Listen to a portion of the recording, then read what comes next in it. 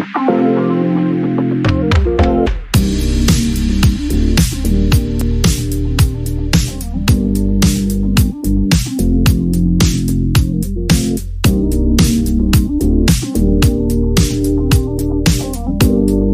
guys, so welcome back to my channel. So you must be wondering why I have all this stuff on my table, and it's because it's my mom's birthday today and I want to bake a cake for her, but my baking skills are a little rusty because I haven't baked in a long time. A long time meaning a few months, I guess. I don't remember. So I'm just gonna start with some basic. I'm just gonna do like a normal chocolate cake that everyone does, I guess. So I'm just gonna follow like a normal chocolate cake recipe, and my mom doesn't really like stuff that's like too sweet. So I'm gonna maybe just try not to go overboard, and maybe even reduce the ingredients by little. And I'm going to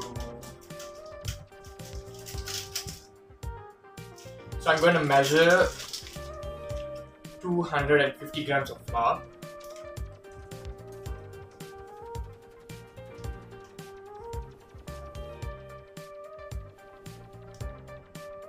Oh wait, it's actually 300 grams of flour.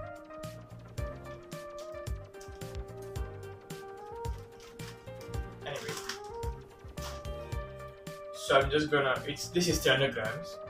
So I'm going to just dump it in here. Now we have to move to the cocoa powder. I don't have cocoa powder, so I'm gonna use Milo powder, which is a bad idea considering that Milo is a malt kind of powder thing. It's not exactly chocolate. 100 grams of Milo powder, just to be proportional, you know. We need 3 teaspoons of baking powder.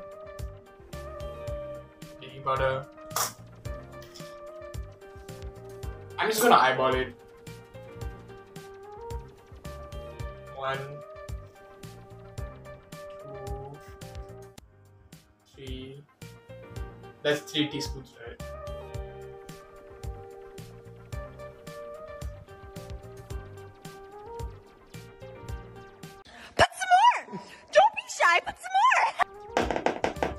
Okay, so now that's done. Now I need 225 grams of caster sugar,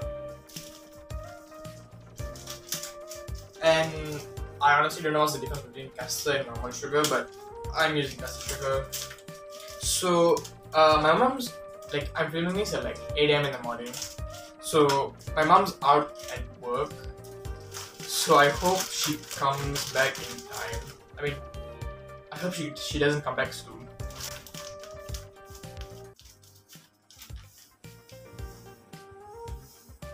Oh my god. Okay.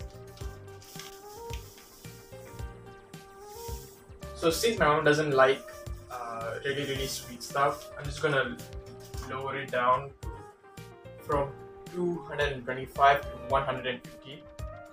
I know this might mess up the flavor a bit, but trust me, my mom likes it. Where's the flavor? Where's the flavor in this?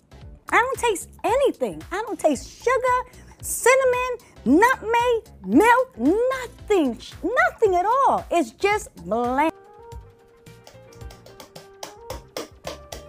Like I said, the original recipe calls for 225 grams of sugar, but caster sugar. But this, I lowered it down to 150. Next is the butter. So for the butter, I don't think I'm gonna layer it down because butter is pretty important for the recipe. So the recipe wants 225 grams of butter. So I hope I have enough.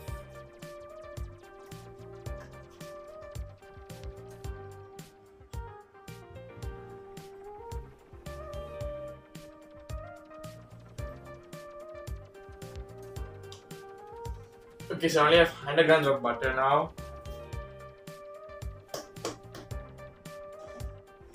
Don't worry, I have another stick of butter. I'm just gonna cut it.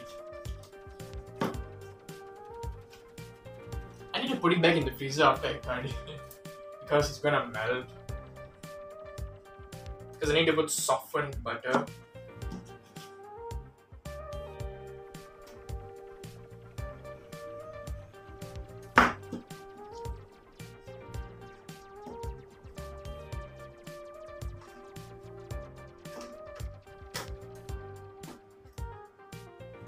Okay.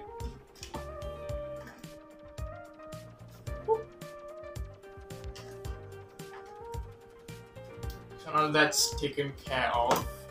Okay, so next come the eggs. My mom doesn't like eggs too, but I know it's important for the batter, so I'm gonna lower it down from 4 eggs, which is the original recipe, to 3 eggs.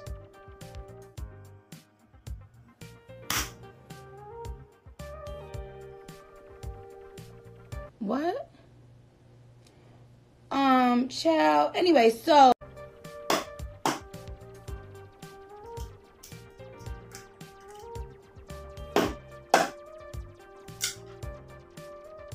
Okay, so now I'm gonna mix the whole batter together.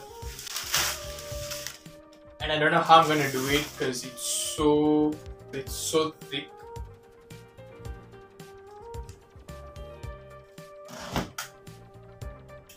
So I'm just gonna get into it. Yeah, get into it.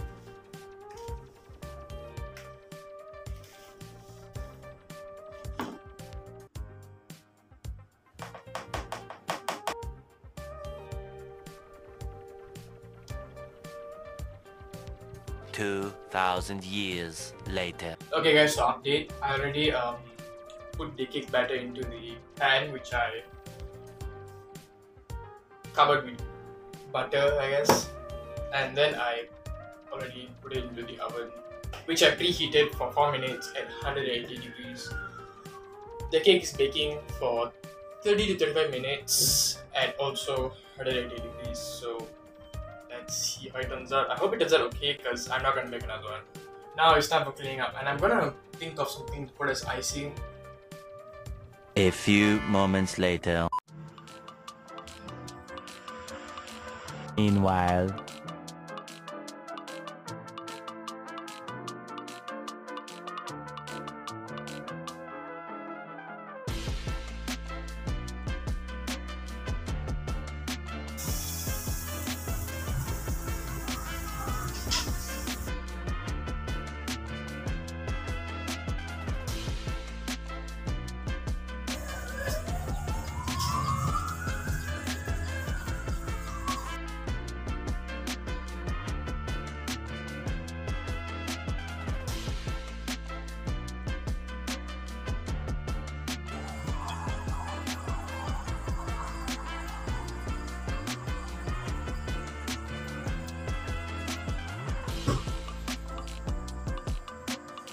Okay guys, so I already flipped the cake over to let it cool, and I'm kind of scared to like remove the thing.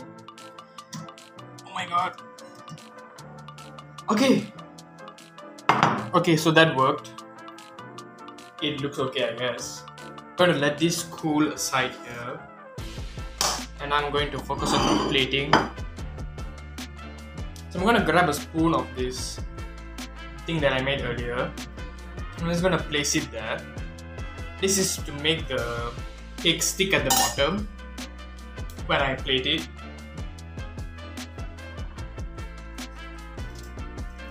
So when I place it here, if I'm gonna move the cake anywhere, it won't move anywhere. I mean, it won't be removed from its place. So as it sticks at the bottom, it won't move as much. Okay, so now I'm gonna leave it aside, and I'm gonna do some coffee dipped Mary biscuits, and this is just to top the whole cake. So what I'm gonna do is I have my coffee mixture here, and I'm gonna put it into this small plate. It's not black coffee entirely, it's just normal coffee. So what I'm gonna do is I'm gonna let this biscuit in here. I'm gonna dip it for 1 minute. I'm gonna remove it and I'm gonna stick it in the cake. So the same thing, repeat it with 2 biscuits, 2 other biscuits, I guess, or however many you want, I guess. So one thing that we need to make sure is that the biscuits might crumble if you dip it for too long. So it's just supposed to be like 1 second dip and remove. Okay, so now I'm going to drizzle the chocolate ganache or chocolate icing on top. So let's see how it turns out. So after a while of letting it cool in the stove, it hardens a bit, which makes it a very nice thick consistency for the cake as an icing. So I'm just going to drizzle it on top.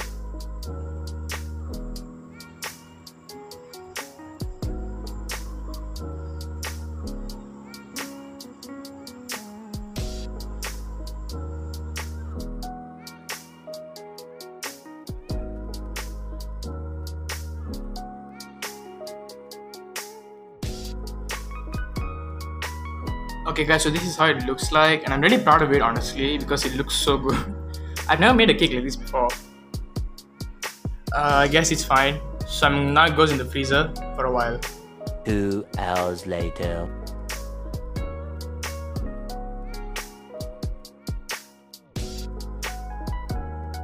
Okay, so I've been in the kitchen slaving away for my children, making them the best ice cream sundae. Let's see if they like it. Boys? How do you like your ice cream sundae?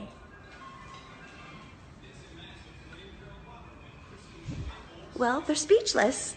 And now for the birthday party.